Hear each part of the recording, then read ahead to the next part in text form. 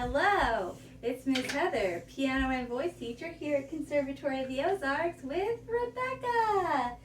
So we're going to practice the first lesson in music for little Mozarts. Rebecca, would you show me, who is this? Mozart Mouse. Where does he like to sit?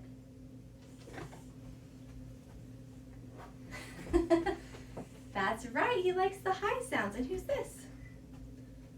Beethoven Bear. Where does he like to? That's right, by the low sounds. Now let's practice our low sound song and our high sound song. First me and then you. Can you make a rounded hand shape?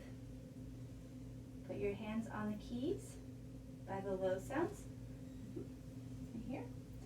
All right, first me and then you. My bear likes low sounds. It's your turn. My bear likes low sounds. You sang all the words. What a good job. Now let's bring our rounded hand shape up here to the high sounds.